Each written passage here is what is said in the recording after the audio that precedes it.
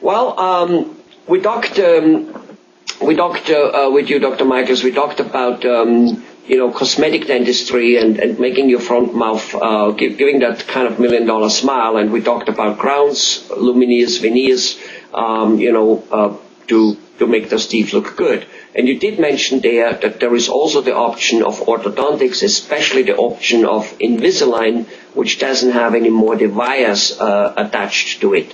Tell us a little bit about why Invisalign is such a good choice, and that I hear that there are many adults these days who, because of the invention of Invisalign, don't need to have their teeth grinded and pulled and all kinds of things and put the crowns on it, and they can go for Invisalign, very non-invasive, and apparently are doing so. Tell us a little bit about it. Invisalign is really cool. It's a real thin, rigid plastic tray that you put in your mouth, and it guides the teeth from where they are now to the beautiful straight position where you want them to be ultimately. You wear a tray for 2 weeks and throw it out and put in a new one. And each 2 weeks you move your teeth a little bit more and a little bit more towards where you want them to be ultimately. The advantage is you don't have to put up with wires and springs and rubber bands and unsightly metal in your mouth. It also, the metal cuts the inside of your lips, and for kids that's acceptable frequently, but for adults who are engaged in speaking, presenting themselves to the public, it could actually have an adverse effect on their ability to do their jobs. Invisalign is nice because it's nearly invisible. However, you can see it ever so slightly. And so it's easily removed. If you have an important dinner engagement or speaking event, you can pop them out for a few hours, put them in your pocket, and do what you need to do, and then put them back in again. So it provides tremendous flexibility. Now, Invisalign isn't for everybody. For extremely crooked teeth, it sometimes doesn't always work the best. And for kids, it's not always the best idea either, because children aren't always compliant. They lose their trays, they forget to put them in, etc. Parents understand that. I've done thousands of Invisalign cases. We're in the top 100 Invisalign offices in the nation. We're at the top in the state of Wisconsin. And when used appropriately in the right situation, it works really, really well.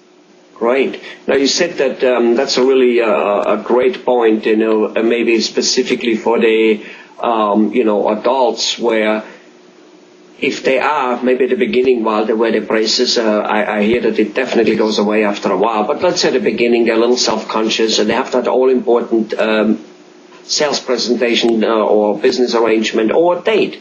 So actually an hour or two, as long as you don't overdo it and do it every day for 8 hours while you're at work, no big deal, and you're safe. Oh, absolutely no big deal. Very safe, no big deal.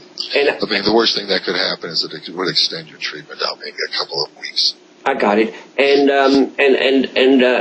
So also apparently, so one good thing is, so you take them out when you eat, and so thus you can floss and brush perfectly afterwards, rather than the way with braces where flossing and brushing obviously, and where the spinach kind of like waves like a flag, and from those metal wires. That is not happening with Invisalign, right? Right. You're absolutely right. Keeping your teeth clean is routine and easy with Invisalign, whereas with standard braces it can sometimes be very difficult.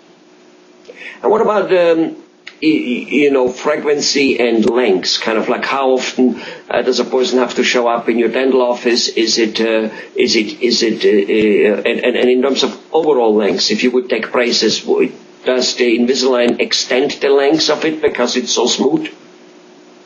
The length of the treatment? Yeah.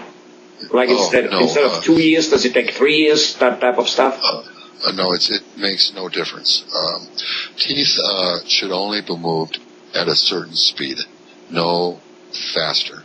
If you try to move teeth any quicker, it causes lots of problems. So the treatment time for standard braces. I noticed that when I was 12 years old and a guy punched my tooth in, he moved them awful fast, and it caused problems. Yeah. It does cause problems. Yeah.